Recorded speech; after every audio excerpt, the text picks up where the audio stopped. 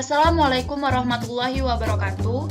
Sebelumnya perkenalkan terlebih dahulu, nama saya Rahma Rosalina, NIM 03021181924012, kelas B, Kampus Indralaya, jurusan Teknik Pertambangan Angkatan 2019, Universitas Sriwijaya.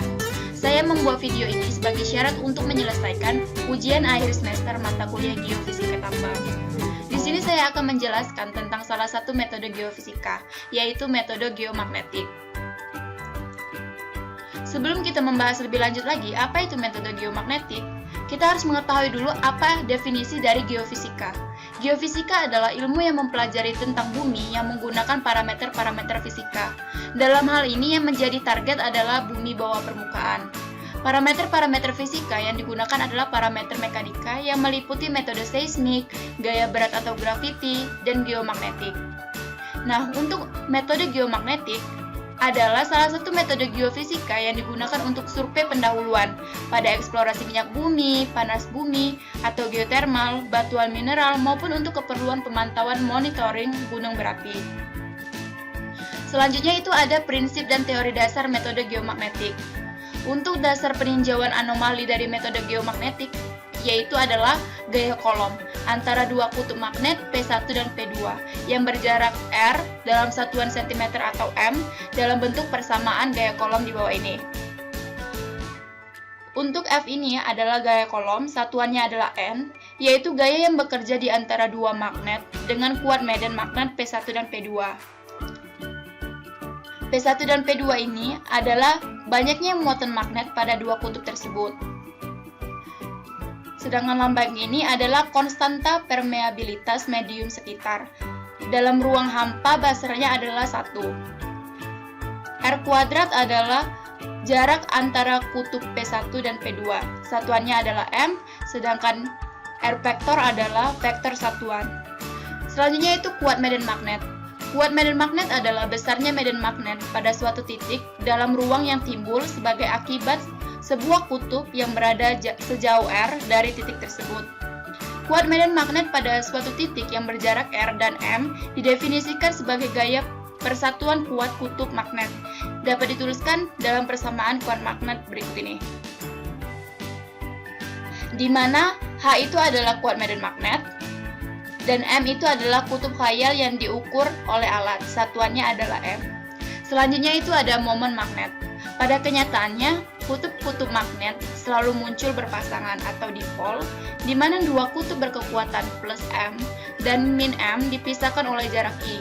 Maka momen magnetik ini didefinisikan sebagai persamaan berikut ini, di mana M itu adalah momen magnet, R itu adalah arah dan unit vektor kutub negatif ke kutub positif. Selanjutnya itu ada intensitas magnetik. Intensitas magnetisasi merupakan besaran yang menyatakan seberapa besar intensitas keteraturan atau kesearahan arah momen-momen magnetik dalam suatu material sebagai akibat dari pengaruh medan magnet luar yang melingkupinya. Intensitas magnetisasi didefinisikan sebagai momen magnetik per unit volume. Ini adalah persamaannya. Dan untuk selanjutnya adalah potensial magnetik. Potensial dan anomali magnetik biasanya didefinisikan sebagai potensial dan medan yang hanya dibangkitkan oleh benda termagnetisasi. Selanjutnya itu ada induksi magnetik. Bila benda magnetik diletakkan dalam medan magnet luar H besar, kutub-kutub internalnya akan menyearakan diri dengan H dan terbentuk suatu medan magnet baru yang besarnya adalah dalam persamaan berikut. Selanjutnya itu ada suseptibilitas magnetik. Suseptibilitas magnetik bisa diartikan sebagai derajat kemagnetan suatu material harga kepada batuan semakin besar apabila dalam batuan semakin banyak dijumpai mineral-mineral yang bersifat magnetik. Ini adalah tabel nilai suseptibilitas batuan dan mineral. Selanjutnya itu ada sifat kemagnetan batuan. Sifat kemagnetan batuan itu ada 5. Ada diamagnetik, feromagnetik, paramagnetik, ferimagnetik, dan antiferomagnetik. Diamagnetik adalah batuan yang diamagnetik mempunyai harga suseptibilitas atau K negatif. sehingga intensitas imbasan dalam batuan atau mineral tersebut mengarah berlawanan dengan gaya medan magnet. Contoh batuan diamagnetik antara lain adalah marmer, bismut, dan kuarsa. Selanjutnya itu ferromagnetik.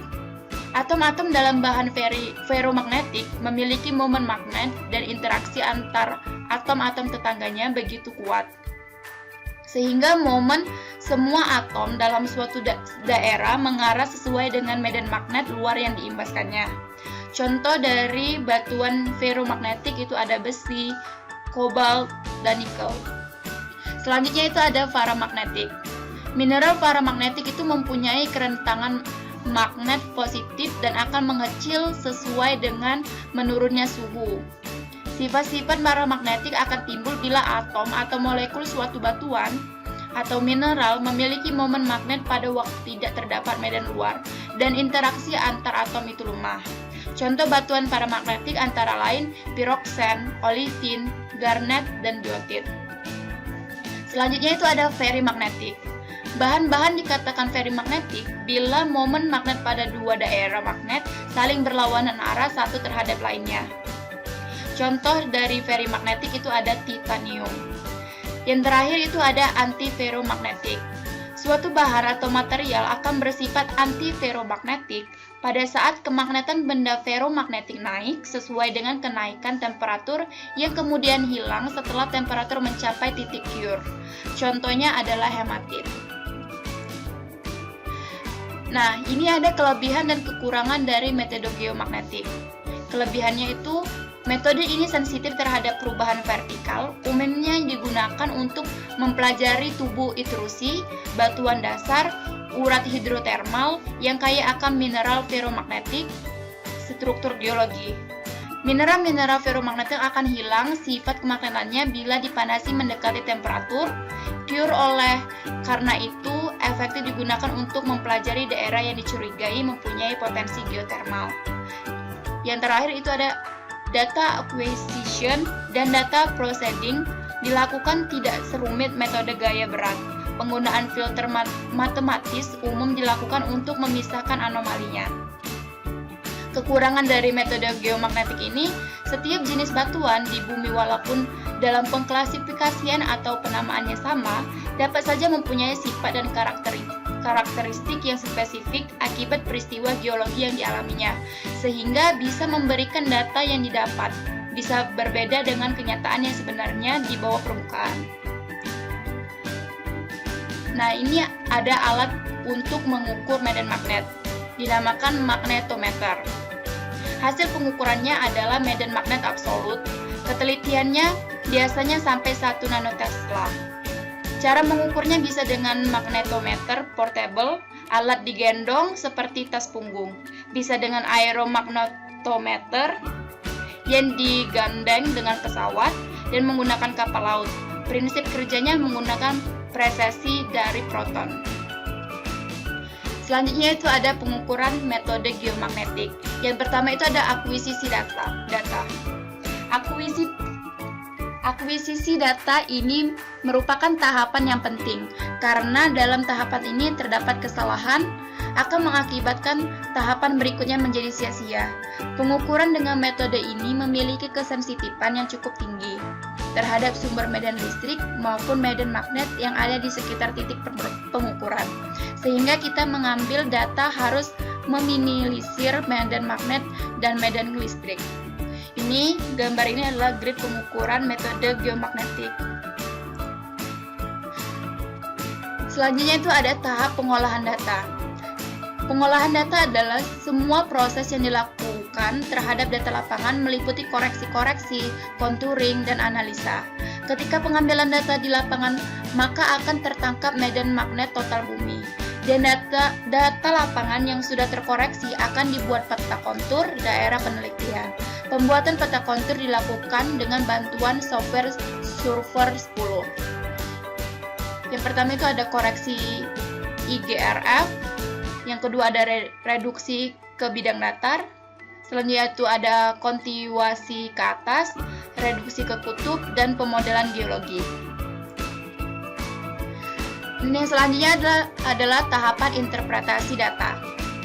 Interpretasi data dapat dilakukan dengan dua cara, yaitu interpretasi secara kuantitatif dan secara kualitatif.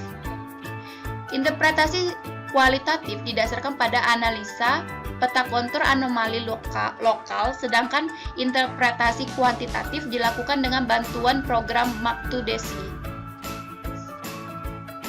Interpretasi kualitatif itu bertujuan untuk menduga atau tidaknya benda penyebab anomali dan untuk melokalisir daerah yang mempunyai anomali. Interpretasi kuantitatif bertujuan untuk menentukan bentuk atau model dan kedalaman benda anomali atau struktur biologi melalui pemodelan matematis. Data anomali medan magnet pada peta kontur dibuat garis yang melalui anomali rendah dan anomali tinggi. Data line section selanjutnya akan digunakan sebagai masukan dalam pembuatan model struktur bawah permukaan. Mungkin itu saja yang bisa saya sampaikan dan saya jelaskan, semoga bermanfaat. Saya mohon maaf apabila ada salah kata, dan kepada Allah saya mohon ampun. Saya ucapkan wabillahi taufiq wal hidayah. Wassalamualaikum warahmatullahi wabarakatuh.